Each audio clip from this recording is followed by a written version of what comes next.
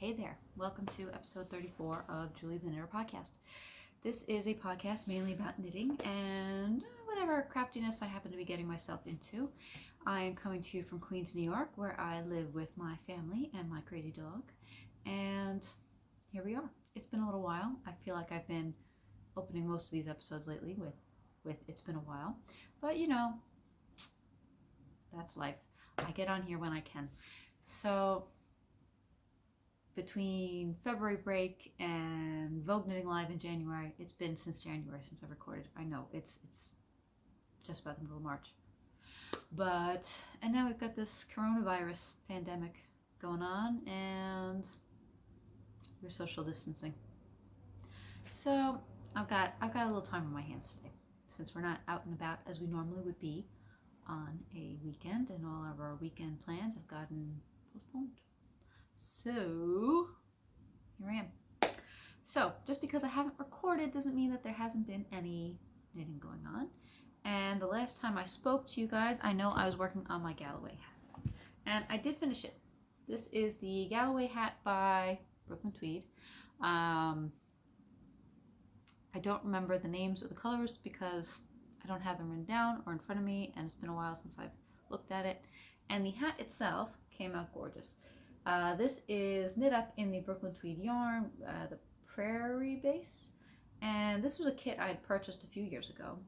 The hat itself came out beautifully. I love the colors. I even put a pom-pom on top, and guys, this was the first time I've ever made a pom-pom, so I am noticing that maybe I should do it a little tighter next time because some of these strands are falling out. Maybe I'll do it again. I have extra yarn. Probably because now I've noticed this the last time I knit this pattern, that it's a little small for a pattern that is supposed to fit an adult size human head. It comes out kind of small, and I thought to myself, okay, well, you know, looking at the one that I had knit for my daughter 2 Christmases ago, it's a little on the small side. And I had knit the beanie size, whereas this time I went for the slouchy size. And I'm like, oh, well, maybe my gauge wasn't quite right. So before I cast this one on, I thought about maybe going up a needle size or 2 or 3 to get gauge if my gauge was too small. But you know, I measured it and I'm like, oh well, no, my gauge is spot on, and my gauge is still spot on, but I don't get anywhere near the measurements that the schematic calls for or says that you should be getting. Which is a shame because the hat itself is gorgeous and I really like it, but now I don't have, granted I do come from a family of fairly large heads, I don't have a particularly humongous head. I'd say it's fairly average size, but I guess it fits alright. The part where the color work comes in a little snugger, and I blocked this thing very aggressively. Very, very aggressively. I don't know. I haven't made up my mind about this hat. I made the extra long brim so that I could fold it up if I wanted to. I guess it looks alright. I don't know. I feel like when it's on, it's just slowly slipping up. So it does fit my son way better. He's 4. It's supposed to be a grown-up size pattern. So that is my Galloway hat. The pattern itself is very, very nicely written. The charts for the color work are very clear, and it was so nice to be doing color work knitting. I really enjoyed working on this pattern, and this yarn, if you've worked with Brooklyn Tweed before, it's not like his Shelter base, or what's his other one? Fossil? That might be a colorway, which is much more woolly and rustic feeling, and if you pull hard enough, or if you give it a good tug, it will break. This is a much rounder yarn. I would say is the difference between woolen versus worsted spun yarn. It's much more smoother yarn. It's not, I don't want to say it's not rustic feeling, because it's not, I guess it's a little bit more rustic feeling. a little less rustic feeling than your shelter base, what have you. But, and the colors are stunning. I really like the way all those colors are coming along. I think it's coming up slightly redder on camera, that main color here. It's more of a mustardy brownish yellow. I'd say it's more yellow. I don't know, the light is not having it show up all that accurately. There's Pom Pom. Not my best. Well, it is my best because it's the only Pom Pom I have ever made. But that's that. That's my Galloway hat. I'm a little disappointed that it doesn't fit the way I would like it to, because it's gorgeous. But sometimes that's the way things goes. Way things go. I can't even talk. Bear with me. We've been staying home all weekend, and I feel like I'm slowly losing my mind. We even ventured to the supermarket yesterday morning. Oh my goodness, what a mistake. Not only were the shelves incredibly bare, you couldn't get anything. Well, that's not true. Most of the stuff I needed, I was able to get, because we do eat a lot of vegetables and stuff like that, and we had already had meat, so I didn't really worry about buying meat. But I'm glad I didn't need toilet paper. Oh, I just, the state of the world right now is a little scary. But crazy. But what else have I been working on? So there was my Galloway hat. I did go to Vogue Knitting Live in January. That was, I believe, January 14th. I don't remember the exact date, somewhere around there. And I met up with my friend Steph, who is Crooked Knits over on Instagram.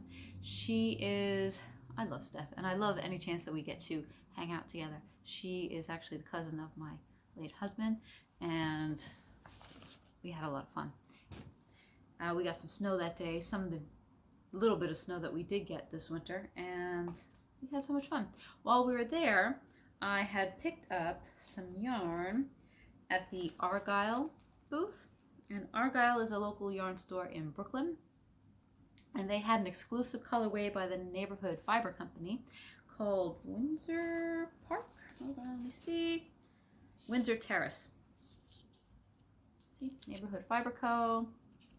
Windsor Terrace. This is on their studio stock base, which is 100% superwash merino.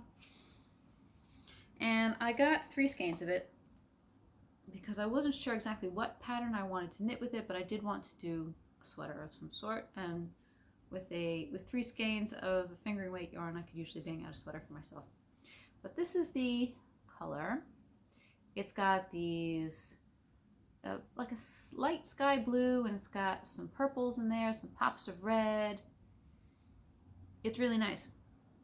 While I was at Vogue Knitting Live, I actually met Amy from Poison Girls, who I really like her patterns, but I hadn't cast anything on by her yet. I've just been eyeing them from a distance. She's got a very rockabilly kind of vibe, I guess, with her patterns. They're retro, vintage me. They are so me, and that's all you really need to know. So I really enjoyed meeting her while I was at Vogue Knitting Live. So I cast on one of her patterns with this yarn from Vogue Knitting Live. And I cast on her Beauty School, is it crop or Beauty School top? I will tell you in 1 second. If I could find the first page of my pattern.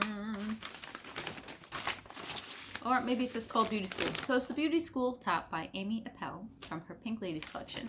And it's kind of a, I don't know if you can even really see that picture very well because all the folds and stuff like that. But it's kind of a basic top.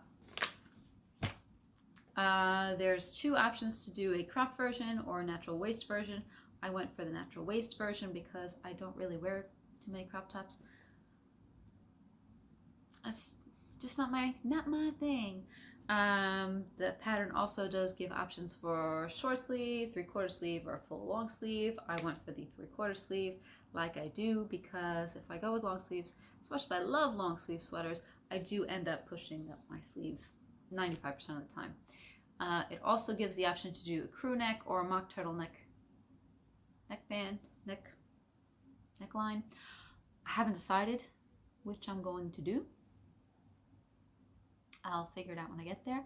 I guess I was going to say maybe it depends on how much yarn I have left over, but I don't think that will really be an issue. I don't know. I haven't decided. We'll see. But I have been making quite a bit of progress on here. I knit the body up pretty quickly.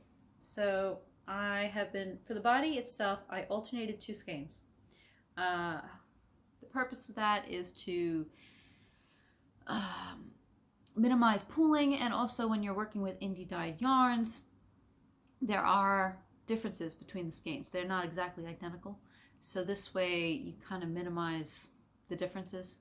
They kind of blend together so you don't really notice it. So say I were using one skein and then join another and slightly different, you might get a line across and you'd be able to see that difference pretty well. So I wanted to not have that.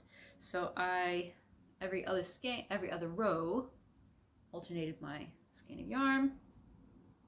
I still did get a little bit of pooling, but you know, that's fine. I actually think it looks really cool on. It fits really nicely. When I was upstate, when did we go upstate? President's Day weekend, around there, around like Valentine's Day. I started the sleeve, and what you do is you pick up the stitches around the arm's eye, and you use short rows to knit the cap of the sleeve, and then you knit down and decrease accordingly.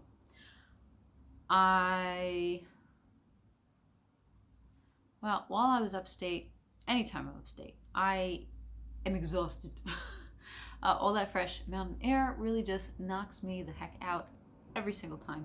And to add to that, we were snowboarding, and I was running every day, and we were getting a lot of fresh air every day. So I was knackered, to say the least.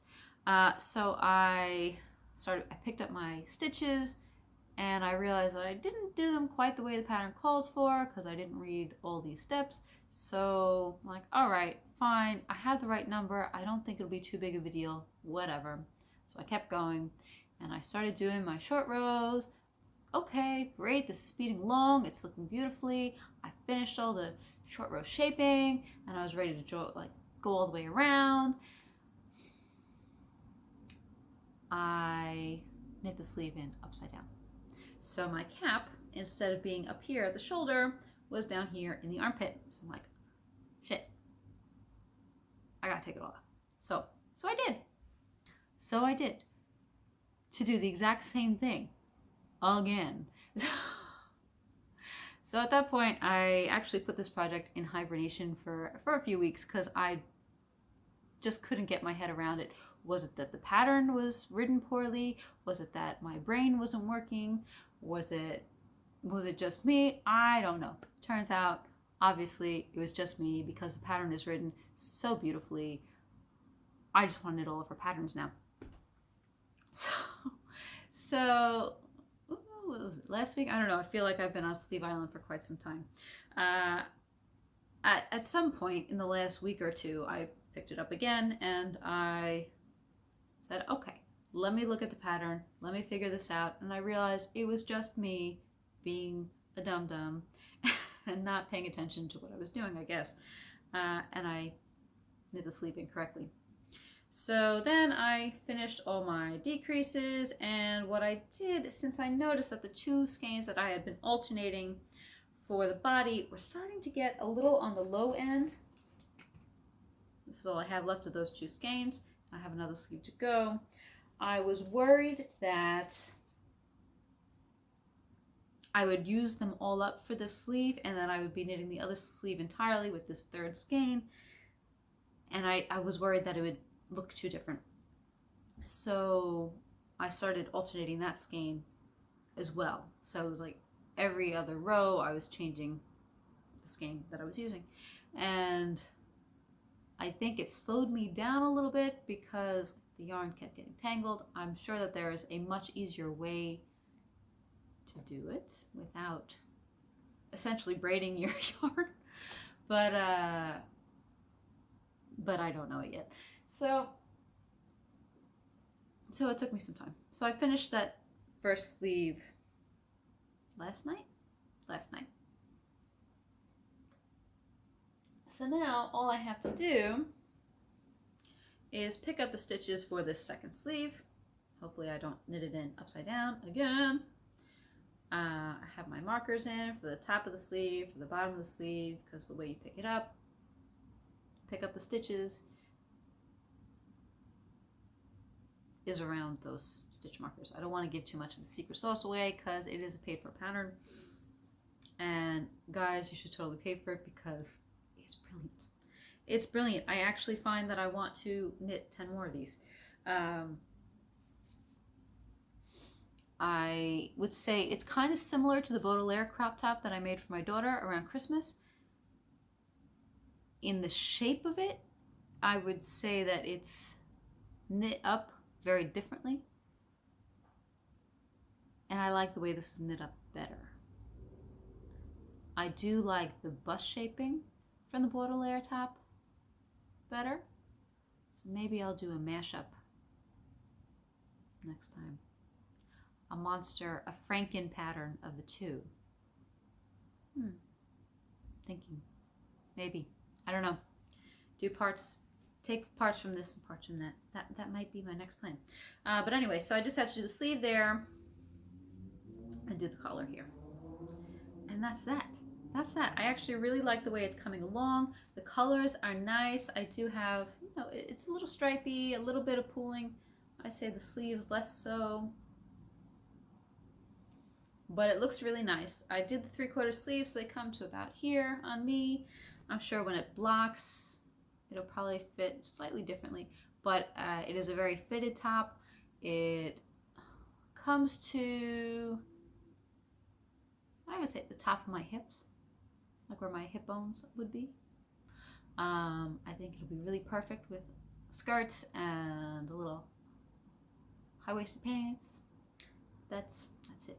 I'm looking forward to having this done because it's going to be a really good springtimey sweater because it's not too heavy. And so that's that. I'm really looking forward to having this off the needles. But that's not all. I know I have been saying for years at this point, maybe 2 years, maybe 3 years, that I wanted to figure out the brioche stitch because I know everybody and their mother has been loving the brioche stitch. I can't say it. And that stitch has been just popping up in every incarnation you can think of. So I have been eyeing these patterns with brioche stitch for quite some time, and there's quite a few out there that look pretty cool. So I decided that the Plumpy Shawl by Andrea Mowry, I believe, would be a good, yes, Andrea Mowry would be a good place to start because it's kind of basic. It's not, there's not a whole lot of increases and decreases within the brioche stitching. But that's it. The pattern itself is a shawl. It's like a triangular shawl, I'd say, and it gives you options to do either 3-color sport weight shawl or 4-color DK weight shawl. I'm going for the 3-color sport weight shawl, and I'm trying to see if I have a good picture. That's not really a great picture of it, but it alternates sections of garter stitch and sections that are, I really don't have a good picture. Half, one side of the row is the brioche and one side is the garter stitch. Yes, and I am on section 5. 1, 2, 3, 4. What section am I on? I will tell you right now what section I'm on. 4. I'm on section 4, which is a brioche section. I did find that with the first section of brioche, there is a decrease as you come to this spine. And it took me a little while to get my head around exactly what it was that I was supposed to do, how to count the stitches. So the first half is definitely not knit correctly. And by the time I figured out what it was I was supposed to be doing, I could have taken it all out and redone it, but I didn't. So I said, okay, well, I'll just finish this section. And when I get to the garter stitch section, which would be the next part, I know my stitch count's going to be off. I'll just kind of fudge it till I get my stitch count right, which is what I wound up doing. And now that I'm in the next section with brioche, it's coming along much better, and I know what it is that I'm supposed to be doing. The yarn that I'm using is Sweet Sparrow Yarns, who I love, in her Robin base, which is an 80/20 superwash merino nylon base. I'm just trying to get the card so I can tell you what colors I'm using, because I don't remember off the top of my head. They're all in the bottom of my bag. So I have the first color, color 1, is Once Upon a Dream, which is this beautiful, sorry, I've got knitting needles sticking out of it, creamy color with pops of pinks and dark purples and grays, and it's just a really cozy color. I really like it. But that's color 1. Color 2 is this really light lavender, lilac kind of color. It's called Mushaboom. And color 3 is this blue, which is called Stormy Sea. And it's got a lot of different shades of blue in there. It's nice. So the way the pattern works is you start off with a garter section, which is color 1 here. And then you've got your brioche section in the next, which I'm alternating color 1 and 2, and each row of the garter side alternates the colors. Then I've got Mushaboom completely here on the next garter section. And here I've got Mushaboom with Stormy Seas together. And it's coming along nicely. In the back you see the blue is forward. But I really like it. I don't know why it took me so long to try out the brioche stitch. I don't know. I guess I just had to get my head around it. So once I sat down and figured it out, I'm like, oh, this isn't hard. This really isn't hard. Especially once I figured out how to do that decrease. The counting the stitches really threw me off for a little bit, because you've got a lot of yarn overs and other stitches with the 2 colors, because you've got the 2 colors going together in the same row, kind of. You slip stitches and you have yarn overs and you knit stitches, and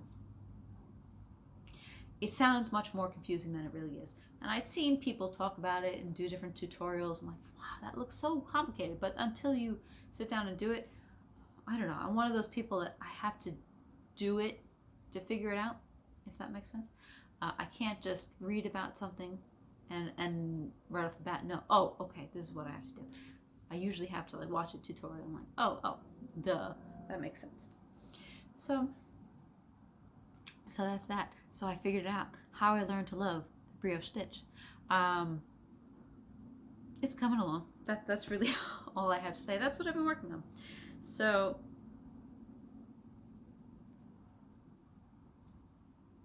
while we are socially distancing, I am lucky enough that I'm able to work from home, which is good, because the kids, their school's been canceled for the next week at the minimum. I don't know how long it's going to go on. I hope it's not forever, because let's be honest, I'm going to lose my mind. So we'll be knitting.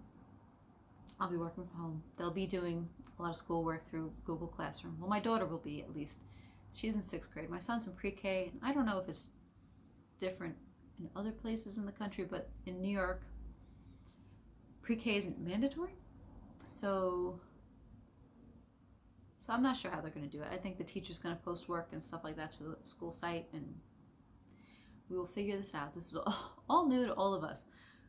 So that'll be my future for the foreseeable future. I'll be knitting. I'll be reading. We'll be catching up on recorded movies. I'm so excited. And that's it. That's where we're at. I am rereading the Outlander series because the new book in the series should be out sometime this year, and I just feel like I need a refresher. So I am working on book 1, Outlander. I love it. I've probably read this book like 5 times and listened to it audiobook wise another couple of times. It's a good one. If you haven't read it, just do it. It hits all the right notes. What else? What else have I been up to? That's really it. That is really it around here. We're just hoping we don't lose our minds. So before I keep rambling, I think I will just leave you guys all to it. I hope you all have a great week. I hope you're all staying safe and healthy, and I hope you don't run out of toilet paper. Adios.